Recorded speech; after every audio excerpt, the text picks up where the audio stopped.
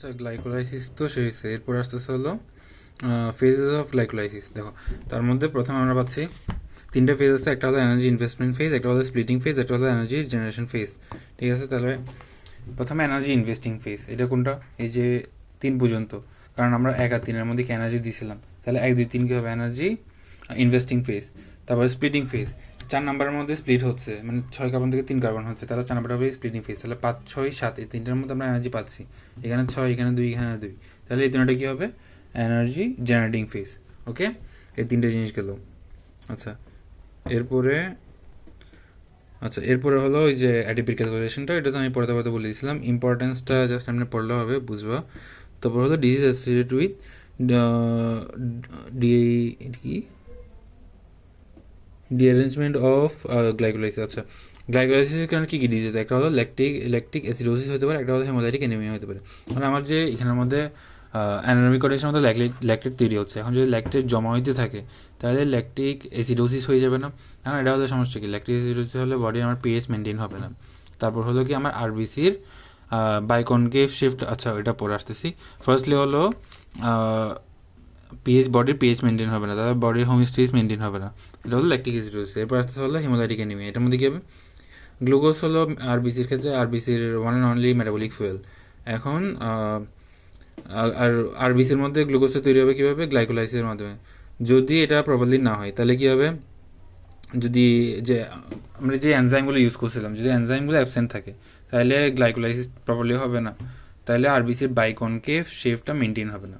মানে glucose mainly প্রয়োজন হলো আরবিসির মধ্যে বাইকনকেভ শেপটা মেনটেন করার জন্য। এখন বাইকনকেভ শেপটা যদি মেনটেন না হয় তাহলে হয়তো শ্রিঙ্ক হয়ে যাবে আরবিসি, অথবা সোয়েল আপ হয়ে যাবে। এখন মানে আইসোটনিক আর হাইপোটনিক আর হাইপারটনিকে যেটা হয়, মানে শ্রিঙ্ক হয়ে যাবে অথবা সোয়েল আপ হয়ে যাবে, তাহলে আরবিসি ব্রাস্ট হয়ে যাবে। আরবিসি যদি ব্রাস্ট হয়ে যাবে, এটা কোন কন্ডিশনে হয়? হেমোলাইটিক এনিমিয়ার মধ্যে হয়, মানে মেগালব্লাস্টিক এনিমিয়া পড়ছিলাম না আমরাও, কারণের মধ্যে হয় হেমোলাইটিক এনিমিয়া, মানে আরবিসি ভেঙে যাচ্ছে। ওকে, এরপর আসলে সিগনিফিকেন্স অফ গ্লাইকোলাইসিস, এটাও এমনি পড়লে বুঝবা। তারপর আসতেছে হলো এখানের মধ্যে অ্যারোবিক আর অ্যানারোবিকের ডিফারেন্স ইজি আছে। পাইরুভেট ল্যাকটেট এখানের মধ্যে 8, এখানে 2 এটিপি। তারপর হলো এখানে কি ল্যাকটেট অ্যাসিডোসিস রিস্ক থাকে না, এখানে থাকে। তারপর হলো প্রিভেলিং কন্ডিশন কি অ্যারোবিক অ্যানারোবিক এরকম। ঠিক আছে, এরপর আসতেছে হলো রেগুলেশন অফ গ্লাইকোলাইসিস। এটা একটা ইম্পর্টেন্ট জায়গা। এখানের মধ্যে গেছে রেগুলেশন হয় কী কী দিয়ে? এই গ্লুকোকাইনেস, ফসফোফ্রুক্টোকাইনেস 1, পাইরুভেট কাইনেস, এগুলো আমরা কোথায় পাইছিলাম? ইরিভার্সিবল রিয়েকশন পাইছিলাম কি 1 3 7। ওই তিনটা রিয়েকশনের তিনটা এনজাইমগুলো হলো রেগুলেশন করবে। যে 1-এর মধ্যে পাইছিলাম গ্লুকোকাইনেস, 3-এর মধ্যে পাইছিলাম হলো ফসফোফ্রুক্টোকাইনেস 1, আর 7-এর মধ্যে পাইছিলাম পাইরুভেট কাইনেস। আর এই এনজাইমগুলো কী বলবে? রেগুলেটরি এনজাইম অফ গ্লাইকোলাইসিস বলবে। এগুলোর অ্যাক্টিভিটি কেমন রেগুলেট করে? একটা হলো অ্যালোস্টিক রেগুলেশন, একটা কোভালেন্ট, আর একটা হলো hormonal. Allosteric regulation of enzyme, এটা কীরকম? এটা স্টিমুলেট করবে কি এমপি, এডিপি, আর ইনহিবিট করবে এটিপি। মানে আমার যেগুলো দিয়ে গ্লাইকোলাইসিসটা করতেছি, যেমন আমি এটিপি দিয়ে সরি গ্লাইকোলাইসিসের মধ্যে এডিপি দিচ্ছি, ওদিকে এডিপি তৈরি হচ্ছে, তাহলে আমার এডিপি, তারপর হলো এমপি, এগুলো স্টিমুলেট করবে। তারপর হলো ইনহিবিট কে করবে? এটিপি। কেন? এটা তো শুরুতেই বলছিলাম, যদি এটিপি খুব বেশি বেড়ে যায় তাহলে আমার অতিরিক্ত এটিপি প্রয়োজন হয়, তাহলে আমার এটিপি খুব বেশি বেড়ে গেছে, এখন এটিপি কী করবে? গ্লাইকোলাইসিসটাকে ইনহিবিট করবে। এরপর আরেকটা কী আছে? আরেকটা হলো কোভালেন্ট মডিফিকেশন অফ এনজাইম, যেটা আমরা এনজাইমের মধ্যে পড়ছিলাম। তারপর আসলে hormonal regulation of enzyme, stimulate কে করবে? ইনসুলিন, আর ইনহিবিট কে করবে? গ্লুকন। এগুলি রেট লিমিটিং এনজাইম কি আছে? এখানে দুইটা ইম্পর্টেন্ট জায়গা কি? রেট লিমিটিং এনজাইম কোনটা? ফসফোফ্রুক্টোকাইনেস 1। আর রেগুলেটরি এনজাইম কোনটা? এই তিনটা। রেট লিমিটিং খালি একটা, আর রেগুলেটরি তিনটা। ঠিক আছে, এরপরে আসতেছে হলো বিপিজি শান্ট। বিপিজি শান্টটা কি? এটা হলো একটা বাইপাস পাথওয়ে, যেটা আরবিসির মধ্যে হবে, মানে যেটা আমরা 1,3 বিপিজি থেকে ফসফোনিল পাইরুভেট তৈরি করি, ওখানের মধ্যে এক্ষেত্রে হবে কি 1,3 বিসফসফোগ্লিসারেট থেকে 2,3 বিসফসফোগ্লিসারেট হবে, ওখান থেকে ফসফোনিল পাইরুভেট হবে।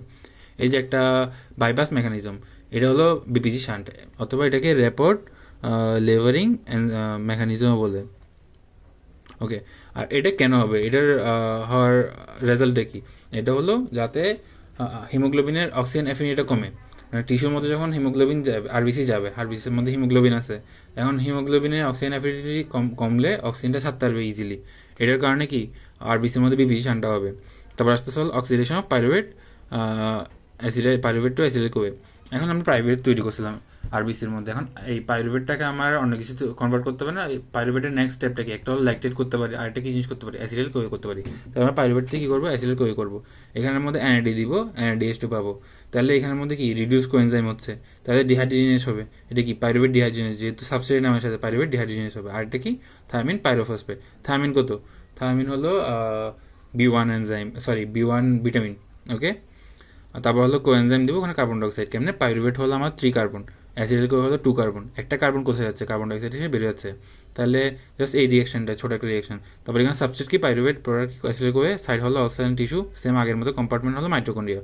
দেখো আমাদের গ্লাইকোলাইসিস কোথায় হয়েছিল, গ্লাইকোলাইসিস হলো সাইটোপ্লাজমের মধ্যে কম্পার্টমেন্ট। আর বাকি অক্সিডেশন বলো, সরি অক্সিডেশন পাইরুভেট থেকে অ্যাসিটাইল কোয়ে, তারপর টিসিএস সাইকেল, এগুলো কোথায় হবে, মাইটোকন্ড্রিয়াতে হবে। ঠিক আছে, আমরা এইচএসসির মধ্যে অবতোষণ পড়ছিলাম না, ওখানে বলছিলাম না গ্লাইকোলাইসিস ছাড়া বাকি সব কিছু মাইটোকন্ড্রিয়াতে হয়, গ্লাইকোলাইসিস সাইটোপ্লাজমে হয়, এরকম পড়ছিলাম না। আচ্ছা, তাই এই জন্য অবতোষণ মানে অ্যারোবিক অ্যানারোবিক দুটো কন্ডিশনের মধ্যে কি থাকে, গ্লাইকোলাইসিস হলো কমন স্টেপ, এরকম পড়ছিলাম আর কি। আচ্ছা, তাহলে আর নেচার কি, এটা ক্যাটাবলিক যেহেতু ভাঙতেছে। তারপর হলো রেট লিমিটিং এনজাইম কি, পাইরুভেট ডিহাইড্রোজিনেস। আর কোএনজাইম কি কি লাগবে, TPP, NAD, FAD, Koi, lipoic acid. তার মধ্যে আমরা কি এই যে পাইরুভেট ডিহাইড্রোজিনেস কমপ্লেক্স, মানে আমরা যদি জিজ্ঞেস করি রেট লিমিটিং এনজাইম কি, তাহলে আমরা বলতে পারবো কি পাইরুভেট ডিহাইড্রোজিনেস কমপ্লেক্স। এখানের মধ্যে কি থাকবে, একটা হলো পাইরুভেট ডিহাইড্রোজিনেস দেখি ডাইহাইড্রোলাইপয়েড ট্রান্স অ্যাসিটাইলেস, আর একটা হলো ডাইহাইড্রোলাইপয়েড ডিহাইড্রোজিনেস। এই তিনটা, এটা হলো E1, এটা E1, E2, E3। ঠিক আছে, এই তিনটা এটা জিজ্ঞেস করবে, কিন্তু পাইরুভেট ডিহাইড্রোজিনেস কমপ্লেক্স এটা জিজ্ঞেস করবে, এটার মধ্যে জিজ্ঞেস করতে পারে সিম্পলি একটা হলো রেট লিমিটিং এনজাইম কি, এরকম জিজ্ঞেস করতে পারে, অথবা জিজ্ঞেস করতে পারে পাইরুভেট ডিহাইড্রোজিনেস কমপ্লেক্সের মধ্যে কি আছে, কি কি এনজাইম আছে। তো এগুলো বললে আর কি একটু মার্কস ভালো আসে এরকম আর কি। তারপর হলো আর অ্যাডিপ প্রোডাকশন করতে হবে, এটা 2.5 লিখছে, অ্যাকচুয়ালি 3, কারণ আমরা একটা এনএডি থেকে NADH2 তৈরি করতেছি। এই যে NADH2 এটা কত, 3 ATP, তাহলে এটা কি ATP কয়টা হচ্ছে, 3টা। ঠিক আছে, এটা গেল। আচ্ছা, এরপর আমরা টিসি সাইকেল আরেকটা ভিডিওতে বলতেছি। তার মধ্যে আচ্ছা এখানের মধ্যে একটা জিনিস মিস গেছে, আমি এটা একটু বলি। এই যে এই জায়গার মধ্যে আমার যে ADP প্রোডাকশন হচ্ছিল, এই যে এখানে 6টা, এখানে 2টা, এখানে 2টা, এই দেখো এখানে ডিরেক্ট ADP থেকে ADP প্রোডাকশন হচ্ছে। এগুলো কি তাইলে, এগুলো হলো সাবস্ট্রেট লেভেল, যেহেতু ADP দিচ্ছি, ADP তৈরি হচ্ছে, এগুলো সাবস্ট্রেট লেভেল, কী বলে, সাবস্ট্রেট লেভেল ফসফোরাইলেশন। তারপর এটা যে NAD থেকে NADH2 হচ্ছে, ওই NADH2 রেসপিরেটরি চেনে যাচ্ছে, রেসপিরেটরি চেনের মধ্যে ভেঙে 6টা ADP প্রোডাকশন করতেছে। ঠিক আছে, তাহলে এটা হলো কি ফসফেট লেভেল, অথবা এটা কি রেসপিরেটরি চেইন ফসফোরাইলেশন। ঠিক আছে, এটা হলো সাবস্ট্রেট লেভেল, এটা হলো রেসপিরেটরি চেইন লেভেল। ওকে, শেষ, তাহলে আমাদের গ্লাইকোলাইসিস এতটুকুতে শেষ।